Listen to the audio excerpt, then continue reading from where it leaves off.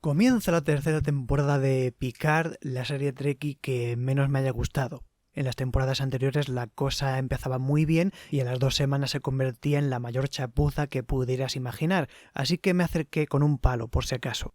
Antes de estrenar la temporada 3, los productores han dicho en todas las revistas que a la tercera va la vencida. Incluso el nuevo showrunner Terry Matalas consideró en un punto de la preproducción llamar a estos capítulos de cierre Star Trek Legacy. Me alegro de que no lo hicieran porque aunque han mejorado muchas cosas sigo notando que esta temporada final continúa el mismo hilo. La premisa de Picard 3 está estructurada exactamente igual que en la primera temporada. Tanto Picard 1 como Picard 3 empiezan con una nave en el espacio y música antigua relacionada con la trama central. Una mujer que nunca hubieras imaginado que se sabía defender se defendía de unos sicarios y pedía ayuda al almirante, que abandonaba la seguridad de sus tierras para conocer nuevas personas. O sea, Star Wars. Para mí la peor parte del episodio es eso que ponían en el tráiler de la Dra. Crusher diciendo «No confíes en nadie». Opino que Star Trek no es la franquicia más adecuada para dar cabida a un mensaje de desconfianza. Casi te fuerzan a volverte paranoide durante un par de meses. La mejor parte del episodio es cuando la grabación de auxilio de la princesa Crusher llega a través de un antiguo recuerdo, la insignia de la Enterprise D. Es la mejor forma posible para representar el pasado que llama al héroe a una nueva aventura. Por desgracia hay muchísima separación entre los personajes. Me da la impresión de que los guionistas siguen cometiendo la torpeza de supeditar las relaciones de los personajes a la historia que se les haya ocurrido primero. O sea, parece que los guionistas tengan conversaciones como esta. Quiero que Riker haga de sidekick. Pero Riker vive feliz haciendo pizzas con Troi y su hija. Pues entonces han separado. Quiero que Raffi me investigue estas pistas que da igual quién las haga. Pero Raffi está con 7 en La Sirena. Pues entonces 7 se ha ido a la flota. Es otra vez el error de matar a Javan para que Laris se enamore del protagonista. Por cierto, Laris se queda una vez más esperando en los viñedos. No, ni eso. Espera a Picard en un bar del planeta al que se iban a mudar. ¡En un bar! Me la imagino ahí 10 semanas espantándose moscones y pidiendo bocadillos mientras Jean-Luc está con los amiguetes. Las escenas de Raffi, sin llegar a ser molestas, no me agradan. Creo que es porque en las temporadas anteriores le daban a ella todas las escenas melodramáticas que me sobraban, así que cuando ahora la veo en una escena, una parte de mí me pide desconectar emocionalmente. Esto provoca que no pueda mantener el interés muy seguido, porque cada vez que la cosa se pone buena volvemos con Raffi. La actriz es buena, pero los errores del pasado lastran su presencia en este supuesto planteamiento fresco. Hacen con Raffi una especie de presentación en falso porque se hace pasar por una adicta para conseguir informaciones de un Orión. Y luego resulta que no había recaído. No me den esos sustos que ya me temía otros 2 meses de escenas lastimeras. Opino que fue una mala decisión llamar a la estatua de Rachel Garrett la Dama Roja, porque en inglés The Red Lady me recuerda a aquel misterio tan rebuscado de The Red Angel en la segunda temporada de Discovery. Por suerte no nos lo arrastran demasiado, solo lo justo para que la detective demuestre un poco de esfuerzo.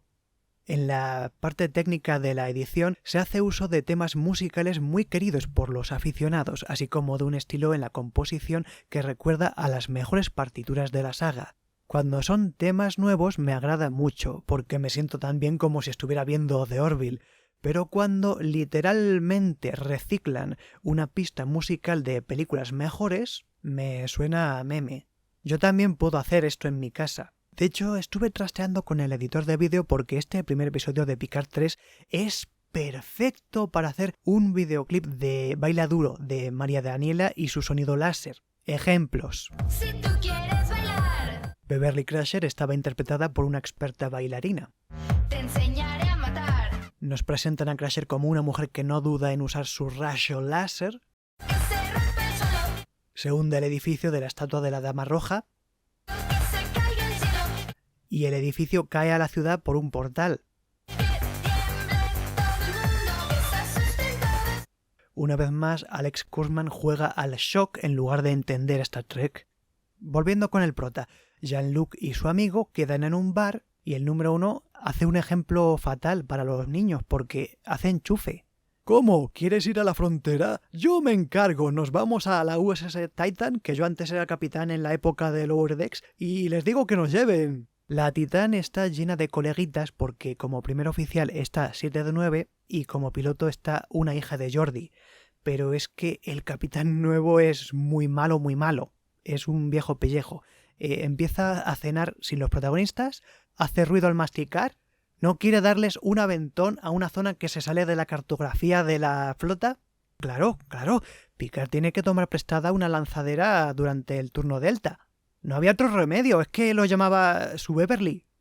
Entran al Crusher móvil y están todas las paredes llenas de los típicos apliques verticales para iluminación de cine. Que ahí es donde me di cuenta que esto era perfecto para el videoclip de... En cualquier discoteca. Beverly Crusher tiene un hijo pequeño, el joven Jack. Se me hizo muy raro que después de Nemesis Beverly tuviera otro hijo y que le haya dado tiempo a volverse adulto. Si yo me siento así, ¿cómo se sentirá Will Wheaton? Han jugado a las pistas con el joven Jack porque tiene un acento británico igual al de Picard. Lo primero que uno piensa es que Jean-Luc es el padre, pero no tiene por qué ser. Después de todo, Beverly se pasa los días oyendo las antiguas bitácoras del capitán y desde hace 20 años nadie sabe de ella.